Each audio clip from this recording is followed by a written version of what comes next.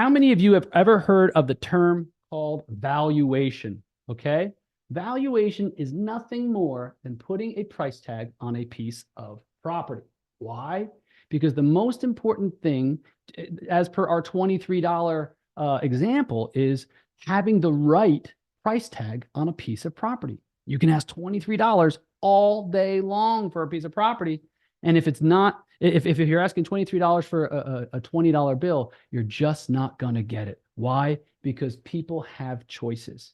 People in the market have choices. They're going to go to the property that they find to be a better value, not the one that's overvalued. And I know your clients will probably say, well, let someone just bring an offer. Guys, it doesn't work that way.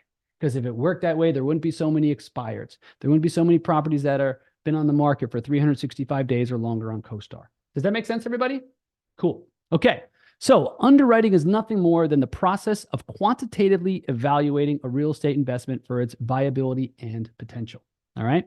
Now, here's the thing, folks. What I want you guys to understand, and a lot of what we do comes from a few important things. All right. When we are applying, you know how I'm always like, hey, guys, type in the chat. Okay. Hey, guys, tell me what city and state you're in. I care about where you're from, but more importantly, I'm trying to get this information embedded in your memory. Why? The more information that you learn and the way you interact with it is very, very important. Why? Because you remember 10% of what you read. You remember 20% of what you read and hear. You remember 30% when there are pictures involved. Why do you think I do slideshows a lot? Okay.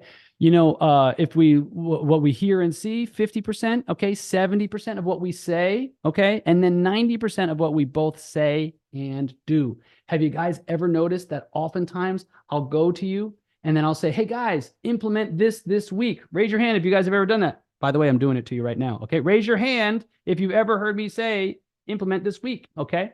Because remember, it's not what you learn about. It's not the information that counts. It's the implementation. I have a 991 rule, and that rule is very, very simple. It states this: you need to do 10 times more implementing than learning.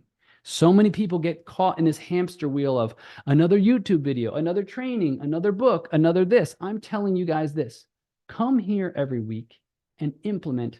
You come here for 30 minutes, implement, for 6 hours over the next week. Okay. What will that allow you to do? Or 5 hours over the next week? What that'll allow you to do is ingrain the things that you're learning. Does that make sense, guys? Type a 1 in the chat. Okay. I'm doing it to you as I'm trying to get you guys to learn this stuff. And what we're doing is what we're doing is making sure that you have as much chance of remembering it as possible by doing these little hacks. Okay. So the basic formula, folks, for property valuation is based on income. Now, on the residential side of the business, you have a few things. Okay. Number one, you have comparative sales. Your neighbor's property sold for X. It has X amount features. Therefore, your property is probably worth between X and Y. Okay. Does anybody know the third way? We have comparative sales. Okay. Does anybody know what insurance companies use? Right? You guys ever heard of like the cost approach or the replacement cost? Right? Basically, if a building gets knocked over in a hurricane, tornado, what have you, what's it going to cost to rebuild it? Minus the land. Okay. And then finally, we have the income approach. So these are the formulas for property values based on income. Okay. Based on income. So let's think about this. All right. So if you got your basic formula is income minus expenses equals net income. Now, here's the thing, folks, and here's the most important thing to understand. I don't care what type of property you're selling. Okay. If you are selling a property that brings in income, money comes in the form of rents, money goes out in the form of operating expenses. What's left over is net operating income, and you apply a cap rate to it. Does that make sense, everybody? Okay. Perfect. So if we want to take that a step further, okay, we have rental income and we put in additional income. Guys, type into the chat. What are some things that, let's say, in an apartment building might be considered additional income? Type it in the chat. By the way, folks, camera's on or you're going to the waiting room. That's not a request. I'm no longer asking. All right. We got a few more people to clean up. There we go. Boom. All right. Perfect. So there we go. Parking. We got laundry. What else, guys? Maybe vending machines. Okay. Right. maybe, I don't know, electrical vehicle chargers or something like that. Okay, perfect. All right, cool. So we have rental income. We add in the additional income, and that gives us what we call PGI, or potential gross income. Now, we're going to subtract out vacancy in collections. Now, why would we subtract out vacancy in collections? Because think of it this way, folks. No building is 100% full 100% of the time. Why? Guys, on a long enough timeline, tenants are going to move out. The painter's going to take longer than you thought. You're trying to get a CO or something like that. All right. Something is going to delay. Or think back a few years ago to COVID, guys, right? You think landlords in California were able to collect all the rental income?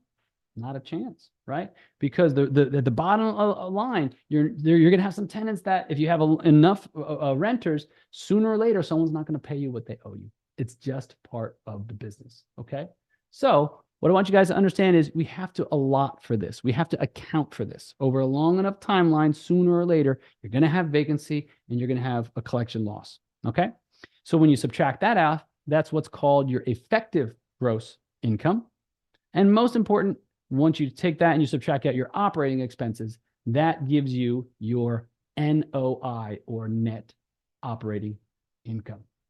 And guys, type the letters NOI in the chat if you've ever heard that term before. Okay, perfect. So let's get down to it, guys. So like we mentioned, rental income, that's the income that comes from the tenants. Additional income, that's laundry, that's parking, okay? Collection loss, that's the people that don't like to pay their rent.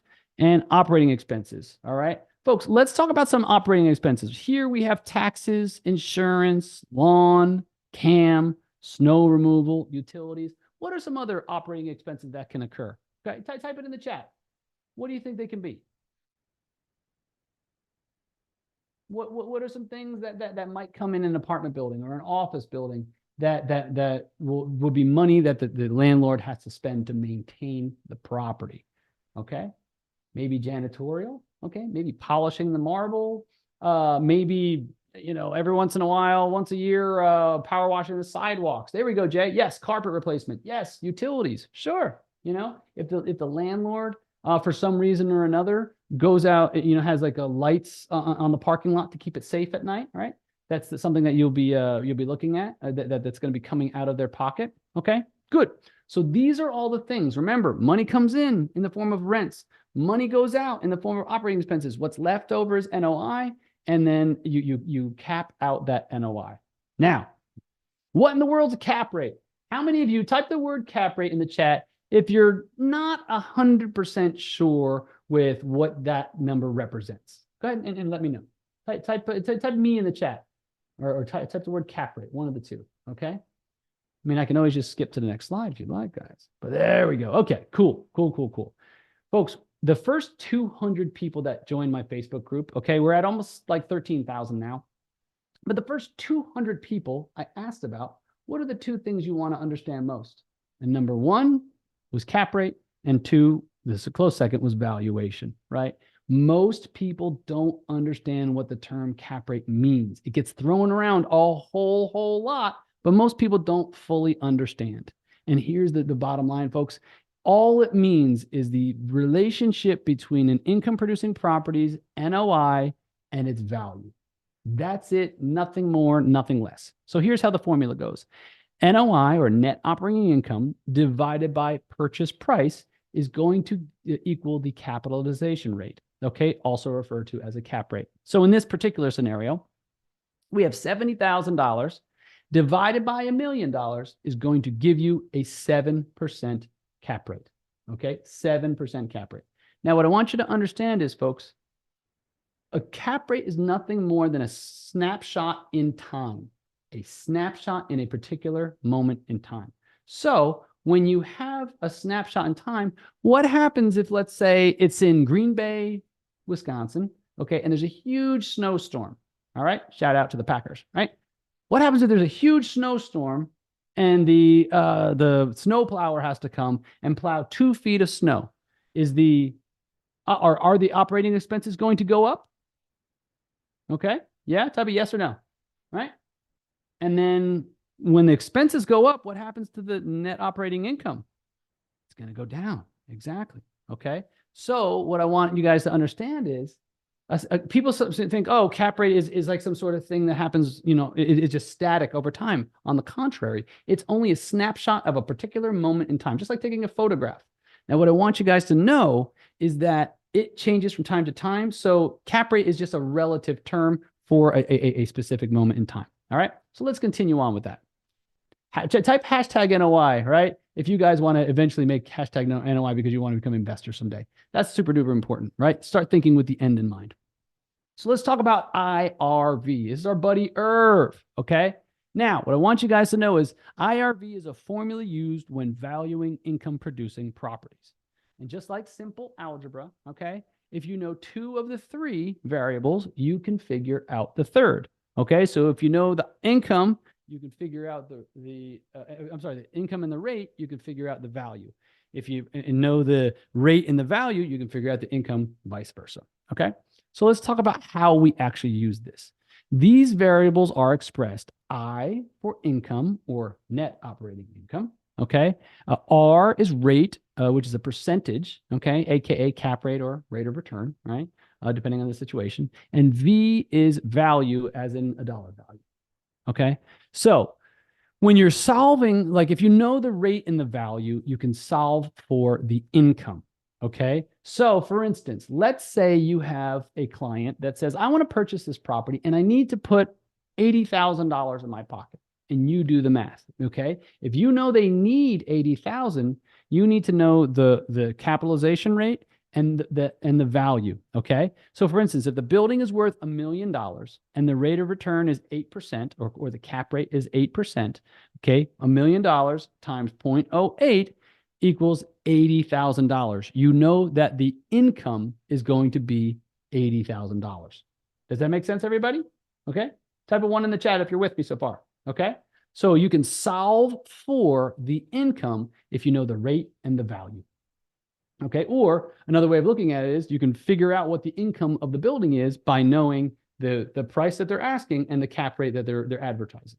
Okay, now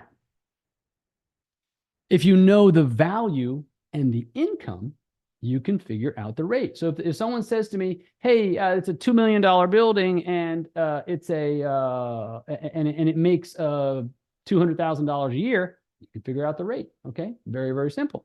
So if the same building, let's just take a different example. If the same building is worth $1 million and the income is 75,000, then what's the rate, guys? 75,000 is what percent of $1 million? Okay, so the rate of return, or in this case, the cap rate, is 7.5%. You with me so far, guys? All right, that's the second example. And finally, all right, you can express it if you know the income and the rate, you can figure out the value. You use this version of the formula when you, let's say, you figure out like what a client of yours is willing to pay for a building. So if they say, okay, it's $100,000 of NOI and the rate of return is 8%, or the cap rate that they're advertising it for is 8%, guess what? All right. If you take the same building and it's producing $100,000 and the rate of return is 8, then it's 100,000 divided by 0.08, and your client would be willing to pay 1.25 million for it.